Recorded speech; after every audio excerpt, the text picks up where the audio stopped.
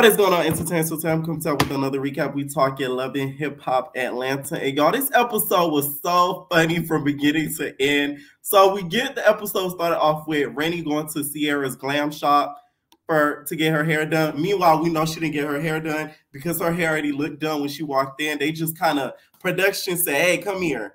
You going to a hair shop to get your hair done. They frizzled it up and then they pushed her into the scene just to make it seem more authentic, even though we could tell she wasn't going to actually get her hair done. So Sierra's like, hey, I want you to make up with Erica. This episode proved why I feel like Rennie should never apologize to Erica. She deserved what you got. Because for you to make fun of her mental health and kind of key about that, when you had a whole lot of other insults you could have said, shows you how kind of low Erica is. And you deserve that bukkake because you didn't think that she was going to do that to you, did you? You talk all that crap and you didn't think she was going to get you. She got you. So, no, I don't think she deserved an apology, no, nothing. But Sierra wants them to make up so that way being around each other in the friend group is easier.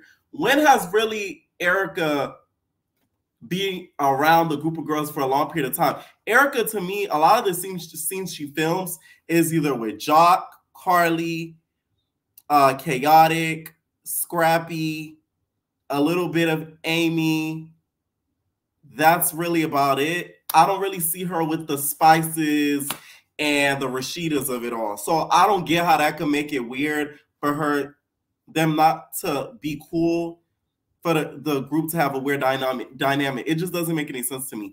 But Rennie wasn't having it. Rennie was having second thoughts. You could tell just by the look of it. She was just like, no, she don't want to do it. But she's going to say, I'm going to think about it for the show. So Karlie meets up with Bambi, and she's telling the Bam that she wants to take her speed dating. So they want to take each other speed dating, and it's going to be speed dating not only for him, for Bambi, but Karlie's whole dating life has been speed dating. Like, we've seen Karlie speed date through 15 seasons of Love and Hip Hop Atlanta. It is speed dating across every season. She dates them in speed, okay?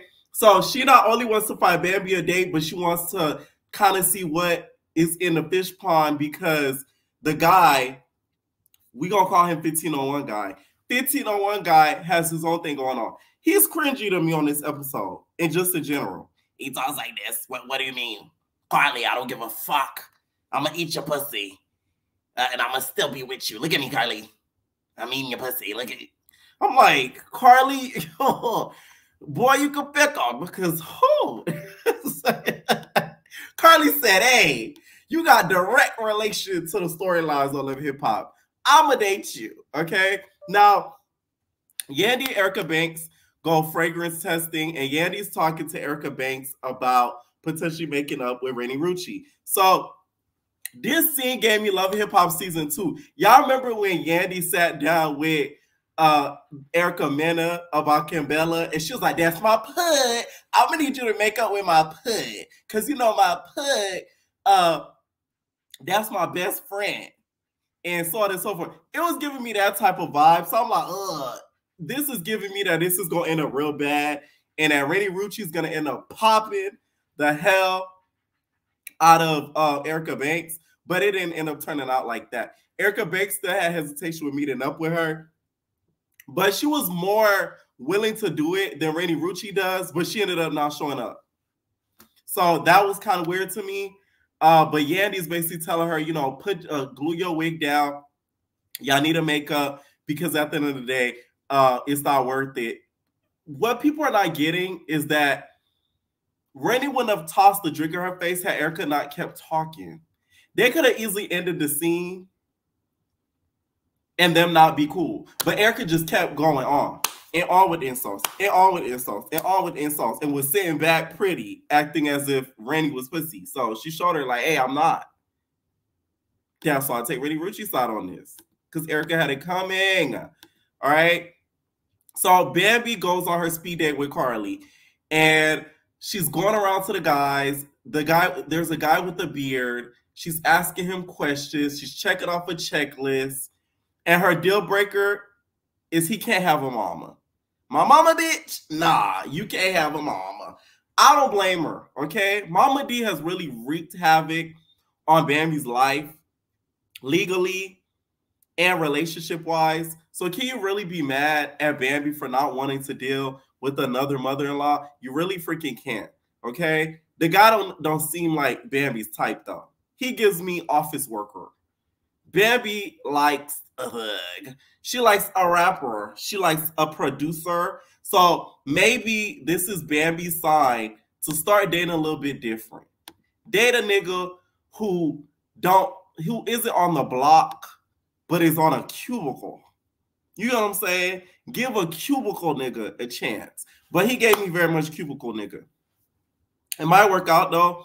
I don't think they're still dating to this point though. I think it was really for the show, and that guy just wanted to be on the show, to be honest. Probably like a real estate agent or something, just to kind of put his face out there.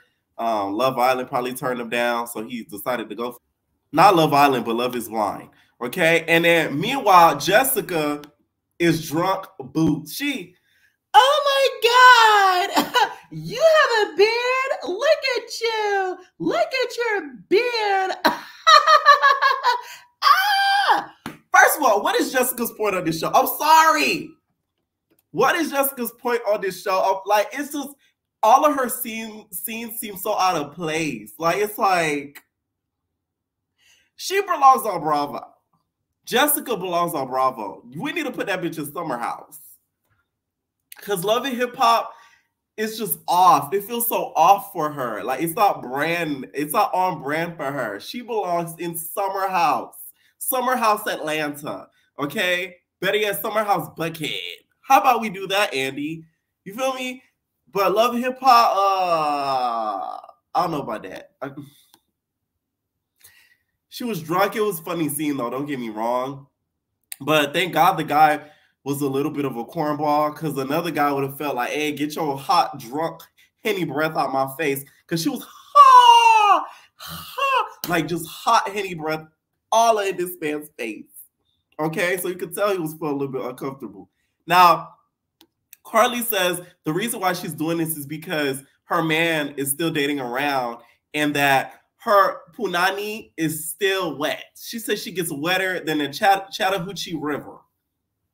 I'm like, Karlie, you're just more like a hoochie. Like, please, okay?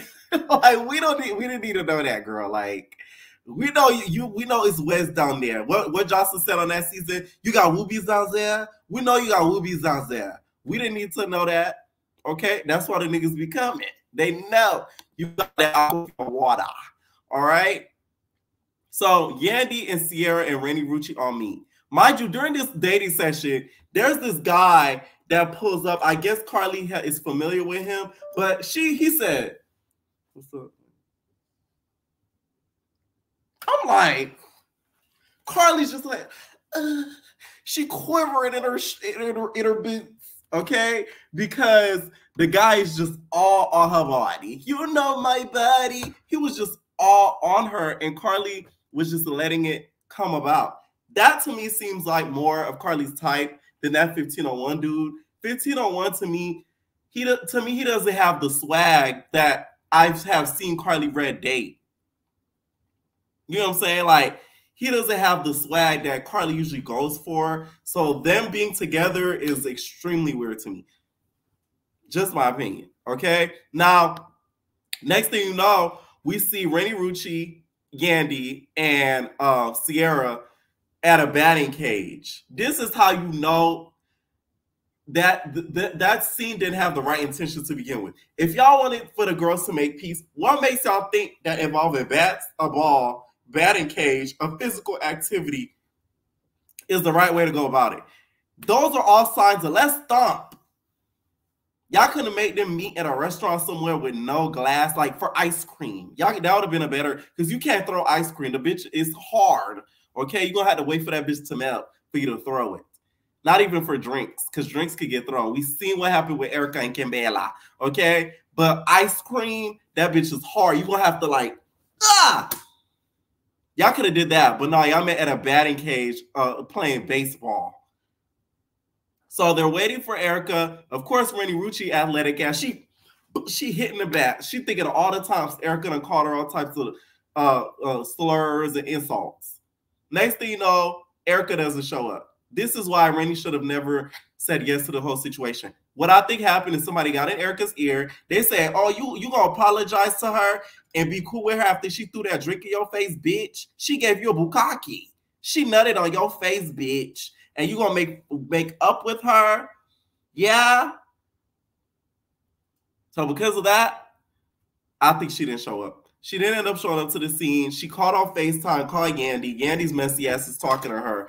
And then Rennie Rooch is off to the side saying slick stuff. She like, stupid ass bitch, dumb ass hoe. Yeah, you ain't show up though. That's why you got your ass beat though. Yeah.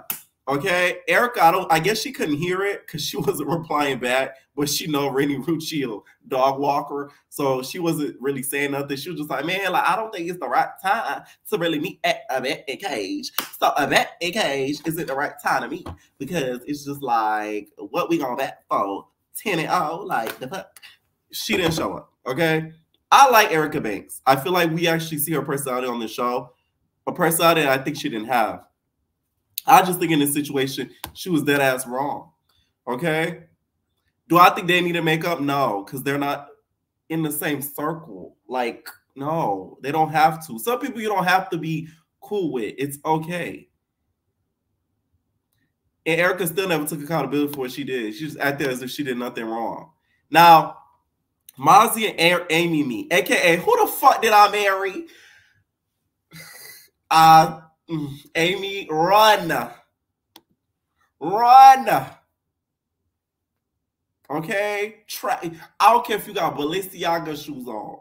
Buy the ones, the track ones, nigga. Run, bitch, run. If a nigga tells you, accept me for who I am in regards to finances, that means they never gonna try to go for more financially. They gonna stay in a broke situation. So you might want to shake Bookie butt. It's not a good place to be in. Don't do it. And the fact that he has a child that he's going to have to feed, your financial situation together will not grow increasingly better unless he takes a risk out on his career versus some of the stuff that he's doing. Now he says it's because of his street life. That's why he wasn't doing it.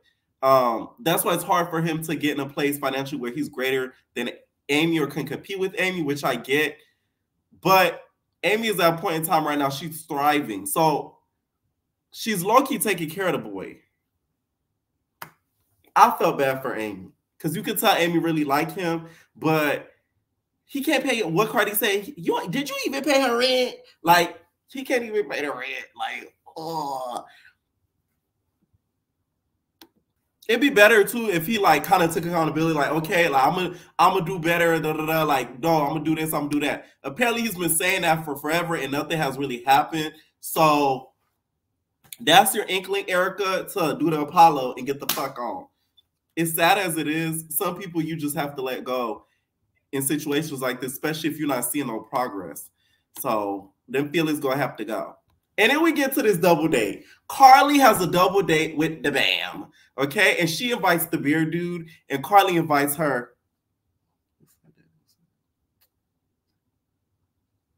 She invites that nigga.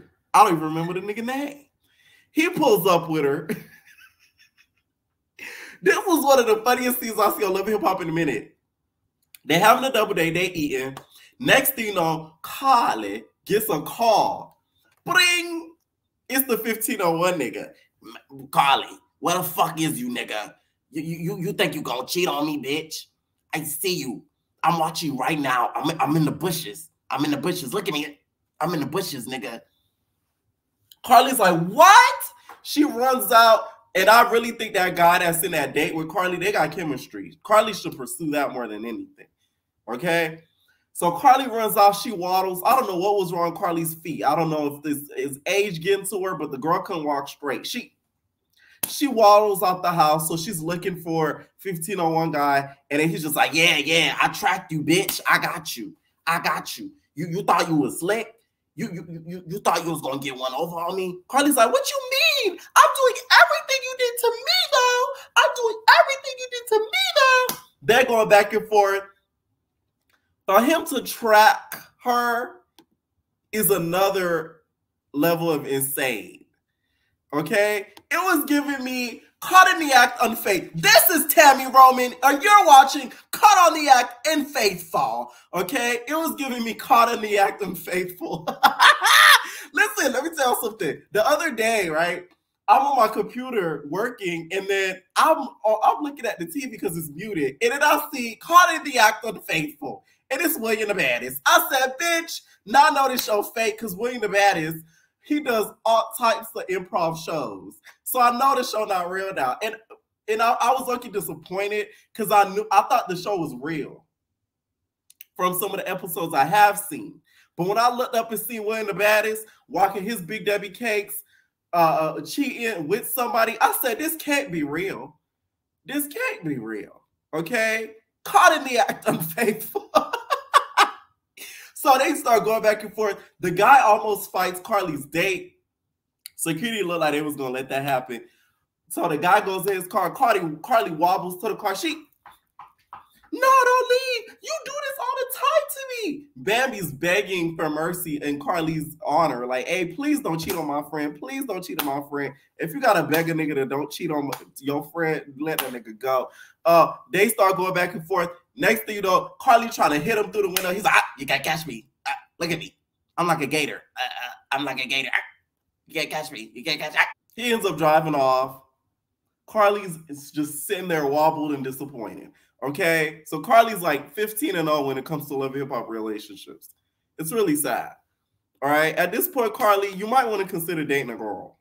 And you might be better off. Okay? This was a funny-ass episode. Leave your comments down below, and we're all babies. No personal thing.